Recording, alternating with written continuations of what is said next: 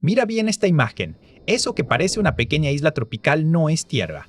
Debajo de las ramas hay acero, cañones y un barco completo. Dentro viaja una tripulación completa. Todos intentan cruzar un archipiélago controlado por Japón sin que un avión o un buque enemigo los descubra. Por la noche, la isla encendía motores y se movía. Al amanecer, volvía a pegarse a la costa y desaparecía entre la vegetación. Así escapó el Abraham Crimson en marzo de 1942. Y lo más sorprendente es que la parte increíble de esta historia sí está documentada. A comienzos de 1942, las defensas aliadas de Java se estaban derrumbando. Japón ya tenía superioridad aérea y controlaba gran parte del mar. Las batallas del mar de Java y del estrecho de Sonda terminaron en derrotas aplastantes. Los barcos aliados que aún podían moverse recibieron la orden de evacuar hacia Australia. 2 dragaminas de la misma clase fueron hundidos por sus propias tripulaciones para que no cayeran en manos enemigas.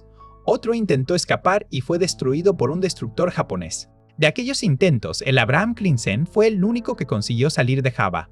No era el más poderoso, solo eligió una estrategia que parecía absurda.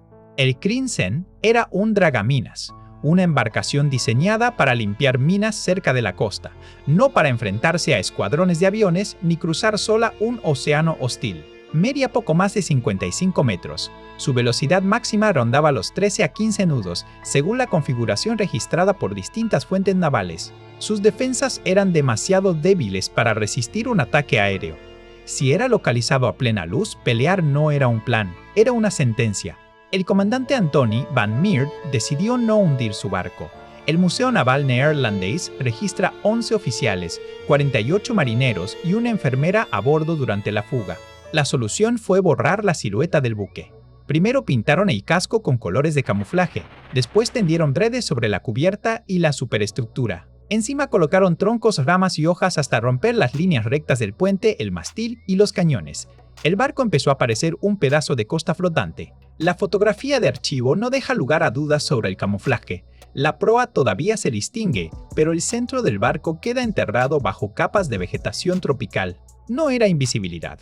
Desde cerca seguía siendo un buque. El engaño solo tenía posibilidades si mantenían distancia, fondo vegetal y una rutina extremadamente disciplinada. El 6 de marzo de 1942, al caer la noche, el Abraham Crimson salió de Surabaya rumbo al este. Mientras había oscuridad, navegaba. La costa se convertía en una línea negra y cada luz podía revelar su posición. Antes del amanecer buscaba una isla pequeña, se pegaba a la costa y quedaba inmóvil. Desde arriba, el follaje del barco se mezclaba con el follaje real. Las hojas se marchitaban con rapidez bajo el calor. Por eso la tripulación bajaba, cortaba vegetación fresca y reconstruía el disfraz una y otra vez. Durante el día debían guardar el mayor silencio posible. Decenas de personas, metal caliente y un barco entero fingiendo ser paisaje.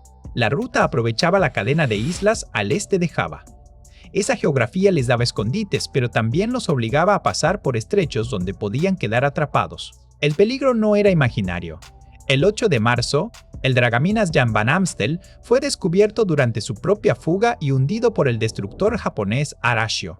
Eso ocurrió mientras el Crimson todavía avanzaba por la misma región. Su disfraz no era una ocurrencia pintoresca, era la diferencia entre continuar o terminar en el fondo. En la noche del 9 al 10 de marzo, el barco cruzó el estrecho de Alas. Después alcanzó el océano Índico. Pero salir del archipiélago eliminó su mejor protección. En mar abierto ya no había islas junto a las cuales ocultar aquella montaña de ramas. Y el dragaminas tampoco había sido diseñado para una larga travesía oceánica. Su casco bajo y poco calado lo hacían cabecear y balancearse con fuerza en mal tiempo.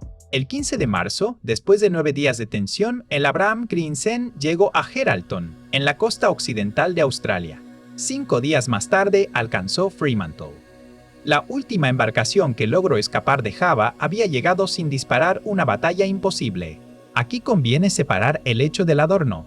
No existe un informe conocido que demuestre que un piloto japonés miró el barco y juró haber visto una isla. Lo comprobado es suficiente. Lo cubrieron con vegetación, navegaron sobre todo de noche, se ocultaron de día, renovaron el follaje y evitaron ser detectados. El éxito no dependió de una sola rama. Funcionó porque combinaron forma, color, fondo, horario, ruta y disciplina. El camuflaje era un sistema completo. La historia del barco no terminó al llegar.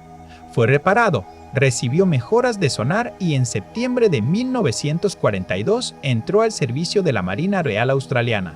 Pasó de fingir ser una isla a escoltar convoyes en Australia. También sirvió como buque de entrenamiento antisubmarino. En enero de 1943 atacó un posible contacto submarino con cargas de profundidad.